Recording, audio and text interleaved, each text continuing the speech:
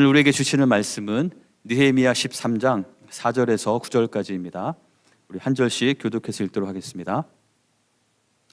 이전에 우리 하나님의 전에 방을 맡은 제사장 엘리야십이 도비야와 연락이 있었으므로 도비야를 위하여 한 큰 방을 만들었으니 그 방은 원래 수제물과 유향과 그릇과 또 레위 사람들과 노래하는 자들과 문지기들에게 11조로 주는 곡물과 새 포도주와 기름과 또 제사장들에게 주는 거제물을 두는 곳이라.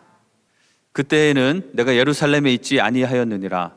바벨론 왕 아닥사스다 32년에 내가 왕에게 나아갔다가 며칠 후에 왕에게 말미를 청하고 예루살렘에 이르러서야 엘리야십이 도비야를 위하여 하나님의 전뜰에 방을 만든 악한 일을 안지라. 내가 심히 근심하여 도비야의 세간을 그 방 밖으로 다 내어 던지고 명령하여 그 방을 정결하게 하고 하나님의 전의 그릇과 소제물과 유향을 다시 그리로 들여 놓았느니라. 아멘. 네, 10월이 되었습니다. 올 한 해가 정말 빠르게 지나가고 있다는 느낌인데요. 여러분, 10월 31일이 무슨 날인지 아십니까? 네, 10월 31일은 할로윈이기도 하죠. 그래서 저희가 할로윈의 세상의 문화를 따르지 않기 위해서 우리 교회에서는 아이들을 위해서 할렐루야 나잇을 지금 준비하고 있습니다. 이제 자세한 광고가 나중에 더 나갈 텐데요. 우리 아이들 그 시간에 잘 참여할 수 있도록 해주시면 좋겠습니다. 할로윈이기도 하지만 10월 31일은 더 중요한 날이, 더 의미가 있는 날이기도 합니다. 혹시 무슨 날인지 아십니까? 1517년 10월 31일에는 역사적으로 너무나 중요한 일이 있었던 날입니다. 그날은 바로 마틴 루터가 이 비텐베르크 성당 문에 95개조의 반박문을 게시하면서 종교 개혁이 시작된 날입니다. 그래서 10월 31일은 할로윈보다 더 중요한 종교 개혁일입니다. 그래서 우리 교회들은 10월 마지막 주일을 종교 개혁 주일로 지키기도 하는데요. 우리가 꼭 10월 31일 뿐만 아니라 특별히 10월을 맞으면서 이 종교 개혁의 그 의미들을 생각하면서 우리의 삶을 더 아름답게, 더 건강하게, 깨끗하게 개혁하고 바로 세워가는 우리 모두가 되면 좋겠습니다. 이 마틴 루터는 원래 이 사람은 개인적으로 어떤 특별한 사건을 통해서 하나님께 헌신하게 되는 그런 이야기들이 있습니다. 같이 길을 걷다가 자신의 옆에 있던 친구가 벼락에 맞아서 죽는 그 사건을 경험하면서 하나님에 대한 두려움을 가지고 하나님 앞에 돌아오게 되는데요. 그는 그래서 수도원에 들어가고 이제 라틴어를 공부하면서 사제가 됩니다. 근데 그의 삶 가운데는 말씀을 알아가면서 계속해서 생긴 또 그의 어떤 근본적인 그 풀리지 않는 문제가 있었죠. 그것은 바로 내가 과연 어떻게 깨끗해질 수 있을까라는 그 질문이었습니다. 일화에 의하면 이 마틴 루터가 정말 손을 막 씻으면서 이렇게 손을 깨끗이 씻으면 내 손은 좀 깨끗해지겠지만 나는 여전히 나 자신은 죄인인데 나는 과연 어떻게 의롭다함을 얻을 수 있을까? 그런 고민들을 했다고 합니다. 그러던 그는 갈라디아서와 특별히 로마서 말씀을 깊이 있게 연구하고 또 그 말씀들을 가르치면서 우리가 의롭게 되는 것은 다른 어떤 것이 아니라 오직 믿음으로, 오직 하나님의 은혜로 된다는 것을 그는 확신하고 그것을 가르치게 되죠.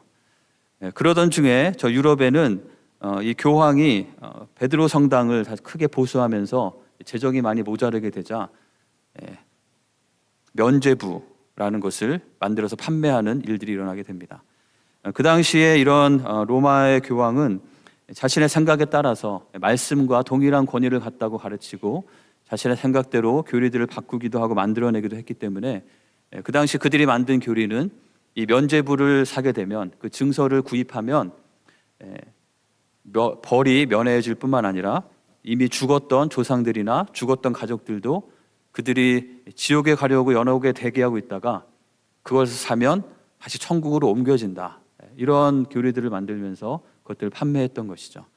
그래서 그것도 아주 세일즈를 잘하는 사람이 있어서 이 헌금통에 이 면죄부 사는 그 돈통에 돈이 떨어지는 순간 그 딸랑하는 소리와 함께 내 부모의 영혼이 연옥에서 천국으로 옮겨진다. 이렇게 광고를 하면서 많은 그 면죄부를 팔고 그 사람들도 그것을 또 믿고 그것을 사려고 자신의 재산을 팔고 하면서 진행되는 그 모습을 마틴 루터가 보면서 이거는 정말 아니다, 도저히 참을 수 없다고 해서 저 성당 정문에 95가지의 자신이 성경을 연구하면서 자신이 양심적으로 파악한 우리는 어떻게 의롭게 되는 것이고 이 면죄부를 비롯한 지금 이 성당, 이 교회에 잘못된 것이 무엇인지를 조목조목 지적하는 그 반박문을 게시하면서 종교개혁의 역사가 일어나게 된 것이죠.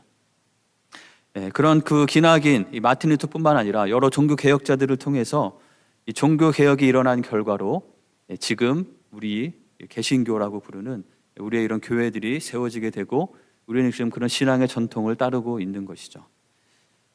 그래서 이런 개신교들을 영어로는 이들에 대항했다고 해서 저항했다고 해서 프로테스탄트라고 부르기도 하지만 사실 더 정확한 표현은 우리는 단순히 프로테스트 하는 그런 교회들이 아니고 하나님의 말씀대로, 하나님의 말씀의 원리대로, 하나님의 원래 원하시는 뜻대로 다시 개혁된 리폼드 처치라고 부르는 것이 더 정확한 표현이 되겠죠.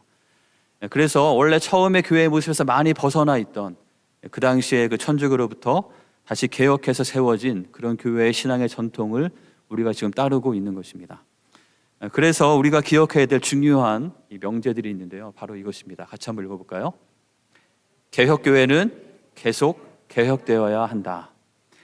우리는 이 교회가 잘못되었을 때, 말씀으로부터 벗어났을 때 다시 그것을 개혁하고 하나님의 말씀대로 서고자 하는 그런 운동으로 생겨난 그런 신앙의 전통을 따르고 있다면 그 개혁된 교회는 한번 개혁했으니까 이제 완성이다라고 생각하는 것이 아니라 계속해서 우리에게 더 개혁되어야 될 모습이 무엇인지를 찾아보고 돌아보고 계속해서 개혁되어야 한다는 그런 명제인 것이죠. 이것은 어떤 교회 차원에서의 시스템이나 어떤 그런 체계들만 말하는 것이 아니라 우리가 정말 개혁교회에 속한 그런 성도들이라면 우리의 삶 가운데도 우리가 하나님의 말씀대로 바로 서지 못하는 것이 있지 않은지, 어느 순간에 벗어난 것이 있지 않은지, 초점이 달라진 것이 있지 않은지를 살펴보면서 우리는 계속해서 개혁하며 하나님 앞에 정결하게 나가야 된다는 이런 중요한 명제가 우리에게 주어진 것입니다. 제가 10월 달을 보내면서 다른 어떤 것보다도 특별히 종교개혁의 날이 있음을 기억하면서 우리의 삶이 하나님 앞에, 하나님의 말씀 앞에 더 바르게 세워지기를 원하는 마음으로 그런 관심과 초점을 가지고 같이 10월 달을 한 달을 보낸다면 이 한 달이 우리의 삶에 귀중한 은혜가 임하는 그런 삶이 될 줄 믿습니다.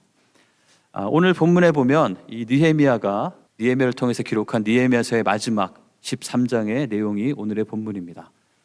자, 근데 오늘 본문의 내용을 좀 자세히 보면 사실 그 앞장의 흐름과 좀 잘 연결이 안 되는 것처럼 느껴지기도 합니다. 왜냐하면 그 앞장에서의 내용은, 앞장까지의 내용은 무엇이냐면 이 느헤미야를 통해서 성벽이 건축이 완성됐을 뿐만 아니라 그들이 하나님 앞에 떠나 있던 것들을 하나님의 율법을 낭독하면서 하나하나 그들이 다시 돌이키고 다시 결심하고 다시 헌신하면서 하나님 앞에 나아갔던 그런 모습들이 기록되어 있기 때문입니다. 그리고 그것의 절정으로 저희가 지난 주일에 나눴던 이 느헤미야 12장에 나오는 말씀처럼 성벽 봉헌식을 하면서 하나님께 감사와 또 영광을 올려드리고 다시 한번 또 헌신하면서 또 그 기쁨을 누리던 너무나 아주 아름답고 너무나 멋진 모습이 12장에 기록되어 있기 때문이죠. 그런데 이 마지막 느헤미야 13장의 내용은 그것과 잘 연결이 되어 보이지 않습니다. 왜냐하면 그 내용은 이 느헤미야가 예루살렘을 떠나 있을 때, 떠났다가 다시 돌아왔을 때 발견한 그 모습들을 기록하고 있기 때문입니다. 이 느헤미야는 이 모든 성벽 봉헌식을 마치고 나서 어떤 이유인지 정확히 모르겠지만 다시 원래 왕에게로 돌아갔던 것으로 보게 됩니다. 바벨론 왕 아닥사스다라고 되어 있는데요, 사실은 정확히는 페르시아 왕이죠. 하지만 그 당시에 그 이전에 바벨론이 워낙에 큰 제국이었기 때문에 이 페르시아 왕이지만 우리는 바벨론을 계승한다라고 말하는 것이 일반적이어서 이렇게 표현한 것으로 보게 됩니다. 이 페르시아 왕에게 돌아갔던 이 느헤미야가 다시 왕에게 청해서 예루살렘으로 다시 돌아왔는데, 예루살렘에는 예루살렘에 사는 유다 백성들이 이제 성벽도 다 완성하고 성벽 봉헌식까지 멋지게 했으니까 하나님의 말씀대로 하나님의 백성답게 잘 살고 있기를 바라는 마음으로 그런 것을 기대하며 돌아왔는데 그가 발견한 모습은 그와 상당히 다른 모습이었던 것을 보게 되죠. 그 첫 번째로 그가 발견하고 충격을 받은 모습은 이 엘리야십이 도비야를 위해서 하나님의 전뜰에 방을 만든 일입니다. 그 앞에 4절 5절에 좀 자세하게 설명이 되어 있는데요. 이 엘리야십은 느헤미야와 함께 성벽을 만들고 또 봉헌식을 하는데 중요한 역할을 했던 대제사장입니다. 그런데 그가 사실은 원래 이것을 방해했던 도비야와 개인적인 친분 관계가 있었던 것으로 보입니다.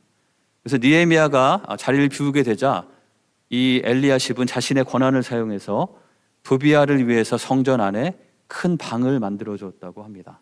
그 방들을 보면 그것은 원래 여러 재물들과 또 성전에 바쳐진 그런 물건들을 관리하는 여러 개로 나눠져 있는 창고들로 보이는데 그 방들을 다 터서 도비야를 위한 큰 방을 만들어 준 것이죠.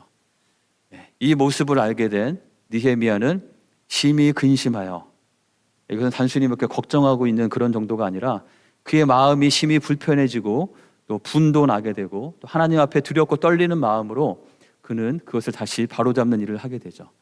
그래서 도비야의 세간을 다 바깥으로 내어 던지고 그 방을 정결하게 하고 다시 원래 있어야 될 하나님의 성전의 그릇과 또 재물들로 다시 채우는 모습을 보게 됩니다. 마치 이 모습은 예수님께서 성전에 올라가셔서 모든 장사하는 사람들 다 둘러 엎으시고 쫓아내시고 성전을 깨끗하게 하신 모습을 연상케 하는 그런 모습이기도 합니다. 자, 그래서 성전을 다시 정리하고 나서 이제는 좀 괜찮겠지 하고 느헤미야가 그들이 어떻게 살아가는지 그들의 모습을 돌아보게 됩니다. 내가 또 알아본즉, 근데 이번에는 또 황당한 일을 발견하게 되죠. 그 일은 무엇이냐면 레위 사람들이 받을 몫을 주지 아니하였으므로 레위 사람들과 노래하는 자들이 각각 자기 밭으로 도망했다는 것을 발견합니다. 자, 무엇이냐면 이 레위 사람들과 노래하는 사람들과 성전을 섬기는 일을 하던 사람들이 성전 안에서 그들의 살아갈 그 생활비와 필요가 채워져야 되는데 그게 해결이 되지 않으니까 그들이 각자 해결하기 위해서 성전을 버리고 각각 자기의 밭으로 떠나버렸다는 것입니다. 그래서 그 일로 말미암아 성전은 비고 성전은 관리가 되지 않는 그런 상황이 그들에게 있는 것이죠. 느헤미야는 민장들을 모아서 꾸짖으면서 각 그 족속의 대표들을 모아서 꾸짖으면서 다시 원래 그들이 마땅히 드려야 할 성전을 위한 곡식과 또 11조와 또 물건들을 갖다가 놓게 하고 또 그것들을 잘 관리할 수 있는 3명의 사람들을 세우고 또 그것들을 실무로 할 수 있는 사람을 세우면서 그들을 통해서 이 일들이 소홀히 되지 않도록 하는 조치를 취하게 됩니다. 이제 레위인들도 다시 돌아왔고 성전이 이제 제대로 갖춰지게 되었습니다. 이제는 좀 괜찮겠지 했는데 15절 보니까 그때 또 내가 본즉 이 유다 사람들이 안식일에 술틀을 밟고 물건을 옮기고 장사를 하고 또 그들끼리만 그러는 것이 아니라 외부에 있는 이방인들이 예루살렘 안에 들어와서 그곳에 거하면서 물건들을 파는 그런 모습을 또 발견하게 되는 것이죠. 그래서 이 느헤미야는 이 유다 백성들에게 너희 조상들이 안식일을 하나님의 말씀대로 지키지 않다가 어떠한 진노를 받았는지를 기억하지 못하느냐라고 책망하고 다시 그것들에 대한 조치를 취하게 됩니다. 성문을 관리하게 해서 그 안식일 전날에 아예 다 닫아버리고 거기 문지기를 세우게 되고 또 그 바깥에서 기회가 있으면은 다시 물건을 팔려고 하는 사람들 다 쫓아내버리는 그런 조치를 취하게 됩니다. 이제는 됐겠구나 했는데 그때 내가 또 본즉 그들 가운데 또 이러한 문제가 발견이 됩니다. 그들은 분명히 이방인들과 통혼하지 않겠다고, 자기 자녀들이 이방과 결혼하지 못하게 하겠다고 맹세했음에도 불구하고 그들 가운데 통혼이 성행하고 있었던 것이죠. 그리고 그것은 일반 백성들뿐만 아니라 이 제사장 엘리야십의 손자도 그렇게 한 것을 기록하고 있습니다. 이것이 왜 문제가 되냐면 이것은 단순히 어떤 혈통의 순수성을 지키는 그런 차원의 문제가 아니라 이방인과 함께 결혼하고 그들의 영향을 받은 자녀들이 키워지는 가운데 그 이방인들의 우상들과 그들의 잘못된 풍습들이 하나님 앞에 악한 모습들이 그들 안에 들어오기 때문에 하나님께서 이것을 금하신 것이고 이들도 그것을 그렇게 지키겠다고 맹세했던 것이죠. 바로 솔로몬이 하나님께 많은 은혜를 받았지만 그가 많은 이방 여인들을 취하면서 그 이방 여인과 함께 그 이방의 모든 우상들을 다 받아들였을 때 그의 삶이 다 무너져버리고 망가졌던 것과 마찬가지입니다. 오늘 본문에도 보시면 그 문제가 아주 적나라하게 드러나게 되죠. 이건 아주 실질적인 문제입니다. 왜냐하면 여기 보면 유다 사람이 아스돗과 암몬과 모압 여인을 아내로 맞았는데, 그러니까 어떤 문제가 생기나요? 이 여인들은 자신의 모국어를 쓰게 되겠죠. 그러한 다른 나라 말을 쓰는 그 엄마 밑에서 자란 자녀들이 아스돗 방언은 어느 정도 하는데 유다 방언은 못한다. 그러니까 그들의 어머니의 말들은 하는데 그들의 공동체의 정체성이 되는 유다의 말, 히브리어는 제대로 하지 못하는 것이죠. 그럼 어떤 문제가 생기게 될까요? 그들이 하나님의 말씀을 제대로 읽을 수도 없고 이해할 수도 없고, 그들은 하나님의 말씀에서 점점점 멀어지게 되는 그런 영향력이 그들에게 생길 수밖에 없는 것입니다. 그래서 느헤미야는 또다시 그들을 책망하고 그 모든 자들을 다 돌아가게 하고 이 엘리야십의 손자도 쫓아내버리는 그런 결단을 그가 하게 됩니다. 이미 패망하고 다 무너졌던 곳에서 하나님께서 새롭게 하셔서 성벽까지 새로 만들고, 또 그들이 하나님 앞에 또 결단하는 그런 순간들이 있었음에도 불구하고 그들 안에는 여전히 계속해서 개혁되어야 될 그런 모습들이 있었던 것이죠. 이것은 비단 이스라엘 유다 백성들의 문제뿐만 아니라 우리 모두의 똑같은 문제가 있을 것이라고 믿습니다. 우리는 어제까지 내가 어떠한 모습으로 하나님 앞에 섬기고 하나님 앞에 서 있었는지보다도 지금 나는 어떠한 마음으로 하나님 앞에 나아가고 있는가, 그 질문을 우리는 계속해서 해야 되는 것이죠. 그래서 우리의 삶이 아까 그 종교 개혁의 그런 전통을 이은 우리가 고백하는 것처럼, 우리가 말하는 것처럼, 개혁된 교회는 계속해서 개혁되어야 한다는 그 말처럼 우리도 우리의 삶이 이들처럼 어느 순간에 또 하나하나 기준이 무너지고 하나님의 자녀답지 못한 삶을 살아가지 않도록, 우리의 삶이 하나님 앞에 더 정결하게 설 수 있도록 나의 삶의 기준들을 돌아보면서 하나님 앞에 다시 헌신하고 새롭게 해나가는 그런 개혁이 우리에게 필요한 줄 믿습니다. 자, 그렇다면 그것을 우리는 어떻게 할 수 있을지 오늘 말씀 가운데 몇 가지를 같이 살펴보도록 하겠습니다. 자, 오늘도 바로 지금 이 순간도 우리의 삶 가운데 계속되어야 할 이 개혁이 이루어지기 위해서 첫 번째로 우리에게 필요한 것은 늘 깨어서 돌아보는 것입니다. 오늘 느헤미야 13장에 보면 이런 표현들이 나옵니다. 먼저 예루살렘에 다시 돌아온 느헤미야가 6절에 보시면 예루살렘에 그 전에 멀리 있을 때는 몰랐는데 가까이 와서 살펴보고 이러한 문제들을 알게 되었다라고 표현하고 있죠. 10절을 보면 10절은 어떻게 시작하죠? 내가 또 알아본즉, 좀 상태가 어떠한지 점점 돌아보고 조사해보고 살펴보고 알아보는 것이 그에게 있었던 것입니다. 또 15절도 그때에 내가 본즉, 23절도 그때에 내가 또 본즉, 이제는 이 정도 했으니까 됐겠거니 하고 생각하고 있었던 것이 아니라 이 느헤미야가 우리 공동체에 우리 사람들이 정말 어떻게 살아가고 있는지, 그때 했던 그 헌신들이 너무나 멋진 그 예배와 그 감격적인 순간들이 계속해서 유지되고 있는지, 아니면 과거의 모습을 그냥 머물고 지금은 과연 어떠한 상태인지를 그는 살펴보았던 것이죠. 이것이 우리에게도 동일하게 필요하다고 믿습니다. 지금 나는 하나님 앞에 어떠한 마음 상태로 살아가고 있는가?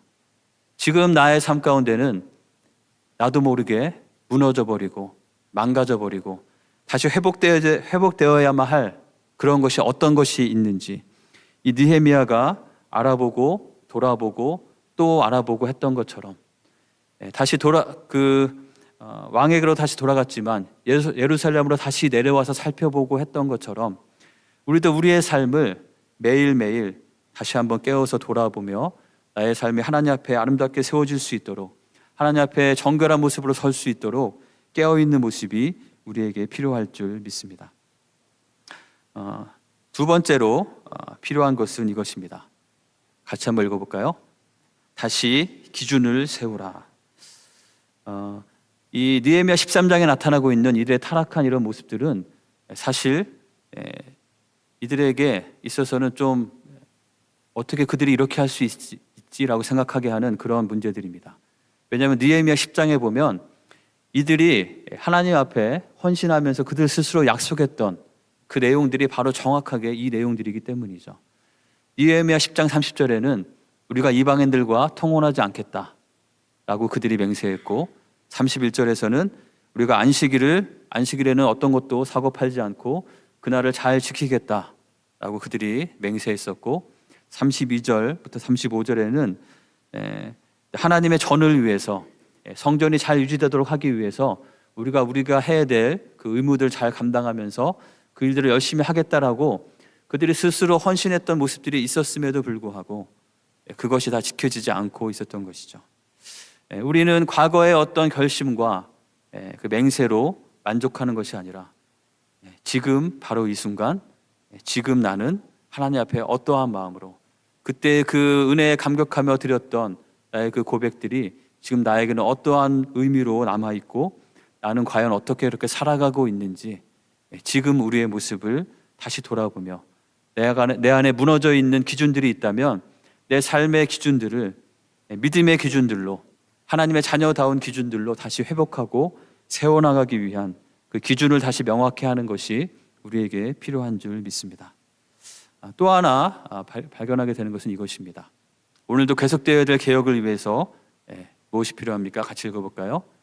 실제적인 조치를 취하라. 느헤미야를 보면서 배우게 되는 느헤미야의 아주 탁월한 점은 그는 문제의 본질이 무엇인지를 잘 파악하고 그것을 위해서 아주 효과적인 그런 조치들을 잘 취한 것을 발견하게 됩니다.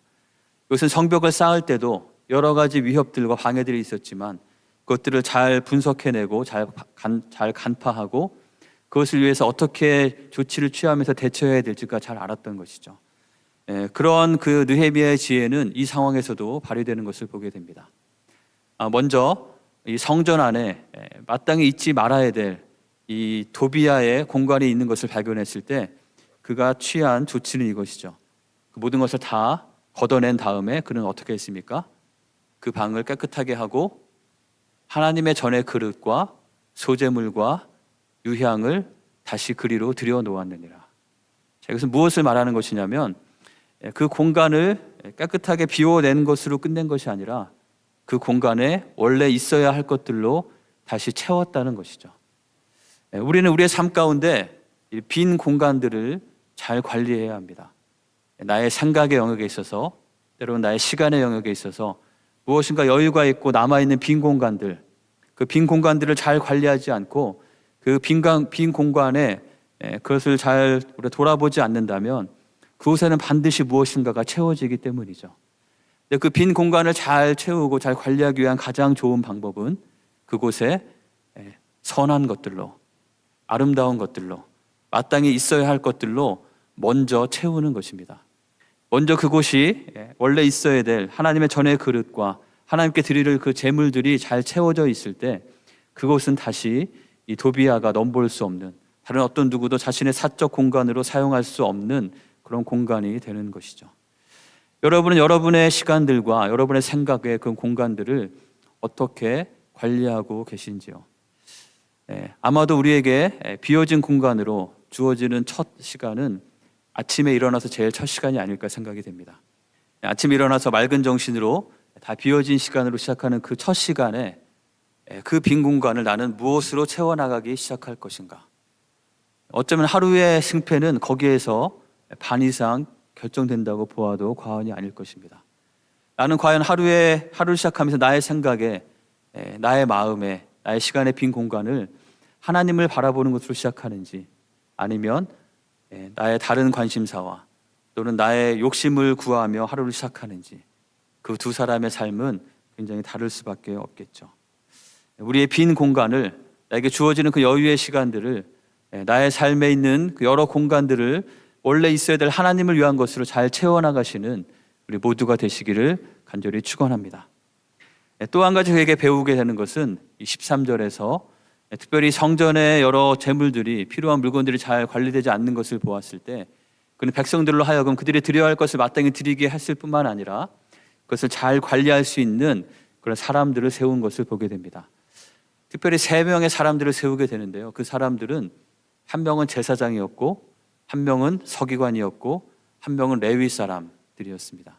그들로 창고 지기를 삼았다고 되어 있죠.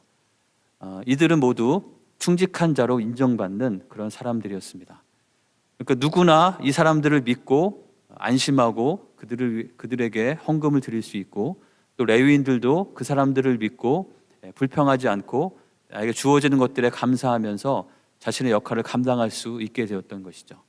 그리고 특별히 또 이 일들을 실무로 감당할 수 있는 마따냐의 손자 사쿨의 아들 하난이라는 사람을 버금으로, 그러니까 그 다음 사람으로 세워서 그를 통해서 이 형제들에게, 레위 사람들에게 주어진 것들을 분배하는 일을 하게 했다고 말하고 있습니다. 그 대표성이 있는 세 명의 사람뿐만 아니라 실제로 그 실무를 감당할 수 있는 한 사람을 따로 세워서 이 일들이 잘 이루어지도록 했던 것을 보게 되죠. 우리도 우리의 삶 가운데 우리가 하나님 앞에 우리의 삶이 바로 세워지기 위해서 이런 여러 가지 또 시스템들과 또 마땅히 세워져야 될 것들이 곳곳에 잘 세워지는 그런 지혜로운 조치들을 하는 것이 우리에게 필요한 줄 믿습니다. 이들에게 있었던 또 한 가지의 모습은 이것입니다. 안식일에 장사하는 문제를 해결하기 위해서 느헤미야는 어떤 조치를 취했다고 되어 있습니까?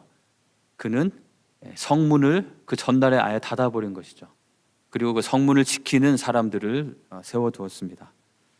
성문을 지키는 것이 중요하다는 것을 그는 알았던 것입니다. 성벽이 아무리 튼튼하고 높게 쌓여있다 하더라도 성문이 관리가 잘 되지 않으면 그 성벽은 아무 의미가 없는 것이죠. 특별히 이 안식일에 외부의 이방인들이 물건을 가지고 들어오지 못하도록 하기 위해서 이 느헤미야는 성문을 관리하는 그런 조치를 취하게 된 것이죠. 우리도 우리의 삶 가운데 자꾸 우리를 유혹하는 거리들이 어디로 들어오는지, 빈 구멍이 무엇인지를 잘 살펴보아야 할 것입니다. 그리고 저 문을 통해서 자꾸 물건들이 들어오기 때문에 이 문제가 생기는구나 라고 생각하면 물건을 사지 않기 위해서 내 의지를 다 드리는 것보다도 그 성문을 닫는 조치가 우리에게 필요한 것이죠. 그리고 이 느헤미야가 이렇게 성문을 닫게 되자 원래 장사하러 오던 사람들이 어떻게 했습니까? 성 바깥에서, 성벽 밑에 바깥에서 잠을 자게 된 것이죠. 아마 그들은 지금은 무슨 일이 있어서 닫혔지만 조금 있으면, 좀 기다리면 열릴 수도 있겠다라는 생각으로 그렇게 했을 수도 있겠습니다. 아니면 우리가 중고등학교 때 했던 것처럼 이 교문 바깥으로 돈을 던지고 먹을 거를 다시 받는 그러한 수법처럼 어쩌면 성벽에 있는 사람들과 성벽 밖 위에서 서로 거래하려는 그런 또 시도를 했는 것일지도 모르겠습니다. 그들이 성 바깥에서 물건을 가지고 자고 있다는 것을 알게 된 느헤미야는 어떻게 했습니까? 그들에게 경고하면서 거기에 계속 있으면 너희를 다 체포하겠다라고 그들에게 엄포를 놓게 됩니다. 그래서 그들이 다 도망쳐버리는 그러한 조치를 취하게 되는 것이죠. 이 느헤미야는 그들에게 유혹이 되는 그 원천이 무엇인지를 찾아서 그 자체를 미리 차단해버리는 그런 조치를 취하게 된 것입니다. 우리도 우리를 자꾸 넘어뜨리게 하는 그 원인들이 무엇인지, 현상들만 바라보는 것이 아니라 그 원인이 되는 것이 무엇인지를 찾아서 거기에서부터 조치를 취해 나갈 때 우리의 삶이 더 바르게 세워질 수 있을 줄 믿습니다. 그리고 그에게 발견되는 또 하나의 모습은 단호히 끊어내는 것입니다. 특별히 이 이방인과의 결혼의 문제를 해결하는 것은 그렇게 쉬운 일이 아니겠죠. 왜냐하면 이미 자녀들도 태어난 상태이고 이미 결혼 관계가 맺혀졌기 때문에 그것을 정결케 하는 것은 결코 쉬운 일이 아니었을 것입니다. 하지만 느헤미야는 그 이방인들을 돌려보내게 하고, 특별히 대제사장의 손자가 그런 일을 했을 때 그를 쫓아내서 떠나버리게 하는 그런 단호한 조치를 취하게 된 것들을 보게 됩니다. 이러한 조치들이 있을 때 느헤미야뿐만 아니라 이 유다 백성들이 하나님의 말씀대로 다시 잘 서게 되고 그렇게 사는 것이 가능하게 되는 것이죠. 자, 그렇다면 이제는 괜찮은 것일까요? 자, 그들이 느헤미야를 통해서 이런 문제들을 다 지적하고 여러 문제들을 아주 실질적인, 다시 그 문제가 발생하지 않도록 방지하는 조치들을 다 취했습니다. 그러니까 이제 유다 백성들은 더 이상 타락하지 않고 하나님의 말씀대로 잘 살게 되었을까요? 어떻게 생각하십니까? 한동안은 그것이 유지되었겠지만 이스라엘의 역사 가운데 이미 그 전에 수없이 반복되었던 것처럼 그들은 온전하게 서지 못하는 모습이 그들에게 있었을 것입니다. 사실 느헤미야의 맨 마지막 절은 이렇게 끝나게 됩니다. 느헤미야서 전체의 마지막 절인데요. 내 하나님이여 나를 기억하사 복을 주옵소서라고 끝나게 됩니다. 이 말씀을 계속 읽으면서 사실 이 표현은 이 느헤미야서 13장의 그 곳곳의 문제들을 해결해 나갈 때마다 그 조치를 취할 때마다 느헤미야가 반복해서 하나님께 드린 기도입니다. 나를 기억해 주시고 하나님의 은혜를 내려 주십시오. 하나님의 복을 주십시오라고 간구하는 그 기도인데요. 이런 말을 하는 느헤미야의 심정이 어떤 심정이었을까? 여러 번 읽으면서 묵상해 보게 되었습니다. 처음 언뜻 보면 느헤미야가 하나님 앞에 이렇게 말하는 것처럼 들리기도 합니다. 하나님, 저는 이러한 일들을, 이러한 착한 일들을, 이러한 기특한 일들을 했으니까 저의 삶을 풍성하게, 저의 삶을 복되게 해주십시오. 그렇게 들리기도 하지만 아마 여러분들 여러 번 읽어보시면 느헤미야가 이 상황에서 어떠한 심정으로 이 기도를 했을까를 생각해 보면 단순히 그런 차원의 기도가 아닌 것을 깨닫게 됩니다. 느헤미야의 이 기도는 그가 예루살렘으로 돌아와서 성벽을 다 쌓고 다른 개혁들을 하고 모든 것을 바로 세웠음에도 불구하고 모든 것이 다 무너져 버리는, 너무나 참 얼토당토 않게 무너져 버리는 모습들을 바라보면서 그것들을 하나하나 다시 세워가면서 그가 하나님께 드린 기도는 제가 최선을 다해서 이런 조치들을 취하고 이런 새로운 헌신으로 주님 앞에 나아가도록 하고 있지만, 정말 최선을 다해서 했지만 내가 한 모든 것을 주님께서 다 아시지만 이것이 결코 완벽하지 못하다고 믿으니 주님께서 나의 이런 마음들을 기억해 주시고 우리를 긍휼히 여겨 주시고 우리에게 복을 주옵소서라고 구하는 그런 기도가 아닌가 묵상해 보았습니다. 사실 이 느헤미야는 구약에 기록되어 있는 역사의 흐름에 따른 역사서의 맨 마지막에 해당되는 내용입니다. 소선지서 중에서 맨 마지막에 해당되는 내용은 말라기서인데요. 그 말라기서도 마지막에 이렇게 마무리가 됩니다. 말라기서는 다시 돌아온, 다시 회복된 이 공동체가 또다시 타락한 것들을 보면서 말라기 선지자를 통해서 그들에게 다시 회복되어야 될 것들에 대해서 경고하시면서 말라기서의 마지막은 보라, 여호와의 크고 두려운 날이 이르기 전에 내가 선지자 엘리야를 너희에게 보내리니 그가 아버지의 마음을 자녀에게로 돌이키게 하고 자녀들의 마음을 그들의 아버지에게로 돌이키게 하리라. 돌이키지 아니하면 두렵건대 내가 와서 저주로 그 땅을 칠까 하노라 하시니라. 다시 한번 그들의 회개와 회복을 촉구하면서 말라기서의 마지막 말은 하나님께서 하나님의 때가 되면 하나님께 사람을 보내실 것이고 그를 통해서 다시 아버지의 마음을 회복하게 하시는 그 일이 있을 것이다. 그런 것이 있지 않다면 너희에게는 하나님의 진노가 임할 뿐이다 라고 이야기하면서 말라기를 마무리하게 되죠. 이것이 구약의 마무리의 이야기입니다. 구약의 이야기들은, 구약의 마무리는 하나님께서 하나님의 선하신 뜻 가운데 이스라엘 백성들을 택하시고 그들이 하나님의 백성답게 살도록 그들에게 주신 선한 율법들이 있었음에도 불구하고 그들은 그 율법을 지키지 못하고 그 언약을 지키지 못한 모습들이 계속해서 반복되게 되죠. 하나님의 긍휼로 그들을 다시 세워주시지만 그들은 또다시 타락하고 또다시 구원해 주시고 또다시 타락하는 문제들이 계속 반복되게 됩니다. 그러면서 여기까지 왔지만 이제는 정말 하나님의 은혜 밖에는 바랄 것이 없다라는 것이 그들의 결론인 것이죠. 그리고 그 결론에 따른 신약의 역사는 누구로 인해서 열리게 됩니까? 바로 예수 그리스도를 통해서 신약의 새로운 역사가 열리게 되고 그 예수님을 통한, 예수님께서 우리에게 주시는 죄사함과 예수님께서 우리에게 주시는 정결함과 예수님께서 우리에게 주시는 그 새롭게 하심으로만 우리에게 하나님 앞에 나아갈 수 있는, 하나님의 백성답게 설 수 있는 그 모든 가능성이 열리는 것이 신약에 우리에게 주어진 그 복음의 선포인 것입니다. 우리 고린도후서 5장 17절 같이 한번 읽어보겠습니다.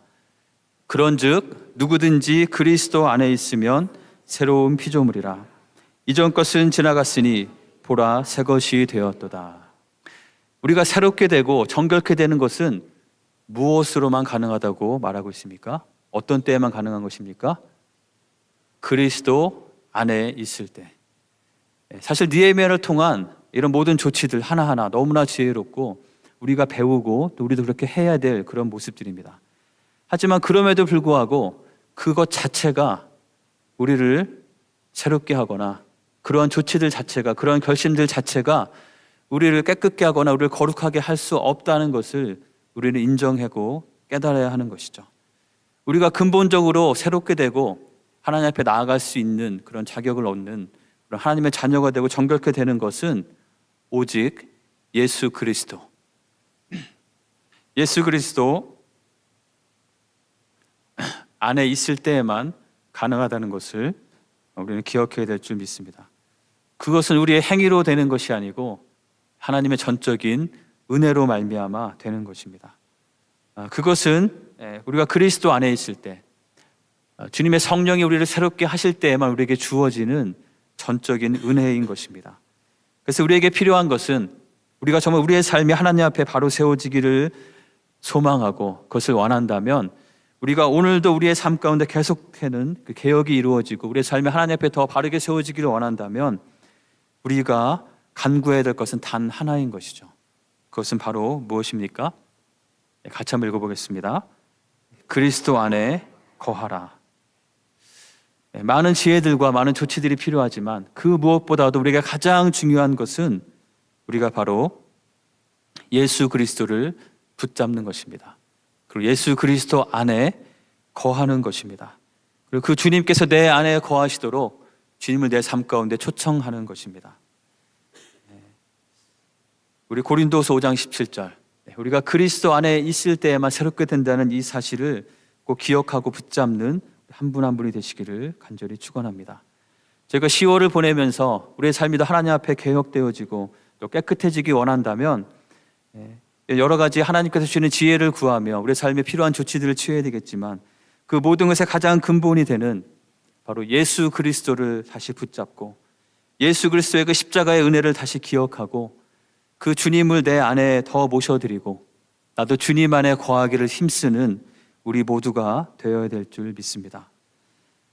우리가 그리스도 안에 거하기 위해서 제가 한 가지 제안을 드리고 말씀을 맺기 원하는데요. 여러분 혹시 예수 기도라고 들어보셨습니까? 우리 기독교가 이렇게 전파되어질 때 우리는 주로 서방 쪽으로 서쪽 방향으로 유럽 쪽으로 간 그 전통을 따르고 있기 때문에 그쪽에 익숙해 있지만 사실 이 복음은 사방으로 퍼지게 되었습니다.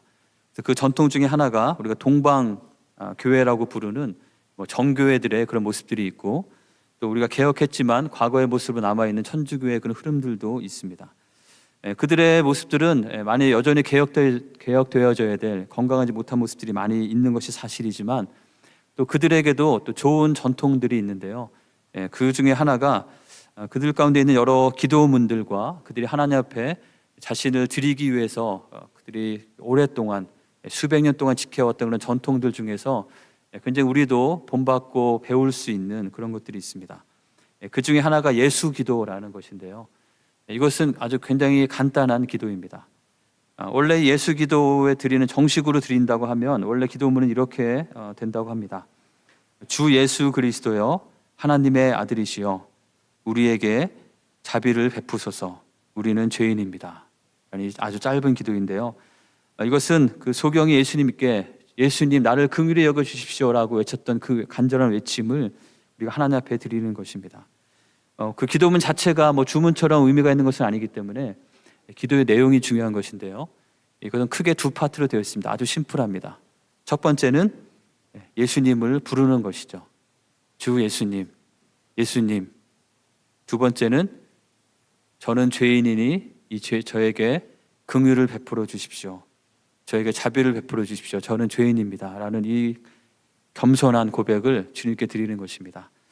특별히 이 기도는 어떤 식으로 그들이 드렸냐면 우리의 기도가 우리의 호흡이 되도록 하기 위해서 숨을 들이마시면서 주 예수님 한번 숨을 들이마시면서 한번 해보시겠습니까? 주 예수님 그리고 숨을 내뱉으면서 이 죄인을 긍휼히 여기소서. 이것은 마치 숨을 들이마실 때 그 호흡이 들어오면서 예수님이 내 안에 가득 채워지기를 갈망하고 예수님을 내 안에 초청하는 것입니다. 그리고 숨을 내쉬면서 내 안에 있는 모든 죄악됨들이 다 빠져나가고 내 안에 다시 하나님의 긍휼하심으로 깨끗게 하시는 은혜가 있기를 바라면서 드리는 기도입니다. 저도 종종 이 기도를 드리기도 하는데요. 특별히 좀 기도가 잘 되지 않거나 할 때 주기도문을 다시 묵상하기도 하고 여러 가지도 하지만 그 중에 하나가 이것입니다. 바닥에 그냥 엎드려서 주 예수님, 이 죄인을 긍휼히 여겨 주옵소서. 단순한 기도이지만 그 의미를 기억하면서 이 기도를 반복하며 그 가운데 내가 예수님께서 내 안에 가득 다시 채워주시도록, 내가 주님 안에 거하기를 원하는 마음으로 주님 안에 거하지 못하게 하는 모든 것을 방해하는 죄악된 것들을, 내 마음에 있는 모든 장애물들을 제거해 주시도록, 그것이 나의 힘으로 하지 않으니 주님께서 해주시도록 간구하며 겸손히 기도할 때 하나님께서 은혜를 주시는 것들을 경험하게 됩니다. 이것은 너무 짧고 쉽기 때문에 우리가 수시로 드릴 수 있는 기도이죠. 하루를 시작하면서 이 기도를 시작할 수도 있겠고, 또 내 마음에 어떤 문제들로 인해서 큰 근심과 걱정들이 찾아올 때 이 기도를 드릴 수 있겠습니다. 나의 호흡을 하면서 숨이 들어오고 또 숨이 내뱉어지는 것들을 느끼면서 주님께서 내 안에 더 가득 채워주시고, 내 안에 있는 모든 이런 죄와 내 안에 모든 하나님께 거하지 못하게 하는 장애물들이 다 없어지기를 구하면서 기도하는 것입니다. 갑자기 내 삶 가운데 화가 나고 분이 치밀어 오는 상황들이 올 때 그대로 그 분을 발산하며 넘어지기도 하지만 그 순간에도 예수의 기도를 드릴 수 있겠습니다. 그러면서 내 안에 내가 그냥 나의 감정대로 반응하지 않고 주님께서 채워주셔서 내가 주님께서 붙잡아 주시는 그런 하나님을 가득 채워진 자로서 반응할 수 있도록 구하며 나아갈 때 이것이 우리의 삶을 주님 안에 거하게 하고, 예수 그리스도 안에서 이미 새롭게 된 새로운 피조물로 세워진 우리가 그 안에서 계속해서 새롭게 빚어지면서 새롭게 하나님 앞에 나아가는 그 은혜를 누릴 수 있을 줄 믿습니다.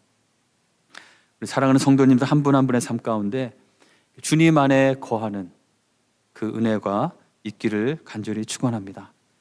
주님 안에 더 깨끗하게, 내가 지금 이 정도면 됐다고 안주하는 것이 아니라 내가 주님 앞에 더 친밀하게 거하기 원하는 마음으로 내 삶을 돌아보고 필요한 조치들을 취하고 내 안에 무너져 있는 기준들이 무엇인지를 돌아보고, 그 무엇보다도 주님께서 내 안에 가득 거하시고 나도 주님 안에 거하기 원하는 마음으로, 그러한 소망함으로 하루하루를 열어가실 때, 그렇게 이어지는 하루하루가 채워지는 이번 10월 달이 될 때 우리가 정말 종교개혁의 의미에 합당한 우리의 삶이 하나님 앞에 아름답게 세워지고, 그래서 우리의 삶을 통해서 우리가 있는 그곳 가운데 어두움이 밝혀지고 썩어가는 곳에 새로운 생명이 솟아나는 귀한 은혜가 있을 줄 믿습니다. 그런 모두가 되시기를 주님의 이름으로 간절히 축원합니다. 우리 말씀을 기억하면서 함께 기도하도록 하겠습니다. 우리의 삶 가운데도 우리가 현재의 모습에 그냥 안주하지 않고 다시 하나님 앞에 깨끗하게 세워지기 원하는 그런 간구함이 있어야 할 줄 믿습니다. 나의 삶을 한번 돌아보면서 나의 삶 가운데 하나님에 합당하지 못한 것이 혹시 있지 않은지, 그것이 있다면 나를 새롭게 해주시고 깨끗게 해주시도록, 그것을 해결하기 위해서 하나님께 지혜를 주시고 어떤 조치를 취해야 할지 알려주시도록 구하도록 하겠습니다. 그리고 그 무엇보다도 내 마음에 예수 그리스도의 십자가의 은혜가 생생하게 다시 새겨지고 내가 그 은혜 안에 거하며 그 주님을 내 안에 모셔드리며 그 하나님의 함께 하시고 성령의 새롭게 하시는 걸 알미암아 날마다 새로운 삶을 살아갈 수 있도록 하나님께 구하며 함께 기도하도록 하겠습니다. 함께 기도하겠습니다.